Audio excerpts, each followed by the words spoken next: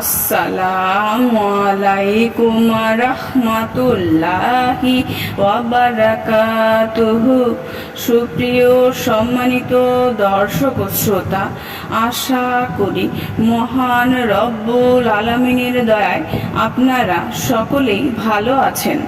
সুপ্রিয় সম্মানিত দর্শক ও শ্রোতা, আজকে হযরত আনাস ইবনে মালিক রাদিয়াল্লাহু তাআলা আনহু থেকে একটি ঘটনা বর্ণনা করব।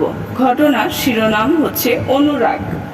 সুপ্রিয় সম্মানিত দর্শক ও শ্রোতা, আপনাদের নিকট অনুরোধ থাকবে ঘটনাটি শেষ পর্যন্ত শোনার। হযরত আনাস ইবনে মালিক রাদিয়াল্লাহু তাআলা আনহুর জন্মের পর থেকেই তার পরিবারে ছিল ইসলামী পরিবেশ। পরিবারের সকলেই ছিলেন আল্লাহর রাসূল সাল্লাল্লাহু আলাইহি ওয়াসাল্লামের প্রতি ভালোবাসায় নিবেদিত। 10 বছর বয়সে তিনি আল্লাহর রাসূল সাল্লাল্লাহু আলাইহি ওয়াসাল্লামের খেদমতে নিযুক্ত হন।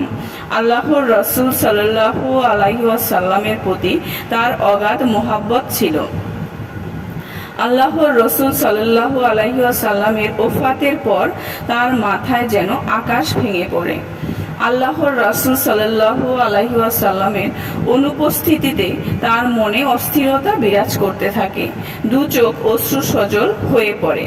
তিনি আল্লাহর রাসূল সাল্লাল্লাহু আলাইহি ওয়াসাল্লামের স্মৃতিচিহ্ন দেখে ও তার প্রতি দুরূদ সালাম প্রেরণ করে অন্তরে শান্তি ও তৃপ্তি অনুভব করতেন। হযরত আনাস ইবনে মালিক রাদিয়াল্লাহু তাআলা আনহু আল্লাহর রাসূল সাল্লাল্লাহু আলাইহি ওয়াসাল্লামের হুলিয়া মুবারক অর্থাৎ আকৃতি বর্ণনা করেছিলেন। তিনি বললেন, আমি এ যাবৎ যত রেশম দেখেছি আল্লাহর রাসূল সাল্লাল্লাহু আলাইহি ওয়াসাল্লামের হাতের তালু ছিল তার চেয়ে অধিক কোমল। যত সুগন্ধির ঘ্রাণ নিয়েছি আল্লাহর রাসূল সাল্লাল্লাহু আলাইহি ওয়াসাল্লামের দেহের সুগন্ধি ছিল তার চেয়েও উত্তম।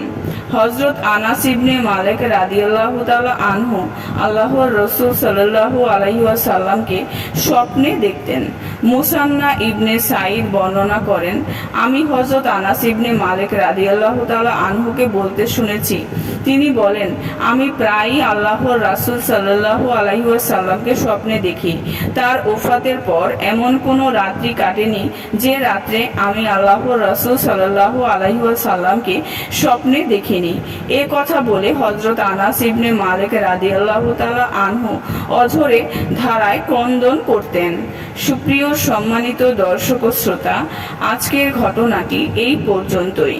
ঘটনাটি যদি ভালো লেগে থাকে অবশ্যই চ্যানেলটি সাবস্ক্রাইব করবেন, লাইক করবেন, কমেন্ট করবেন এবং বেশি বেশি শেয়ার করে দেবেন। সবাই ভালো থাকবেন। আল্লাহ হাফেজ।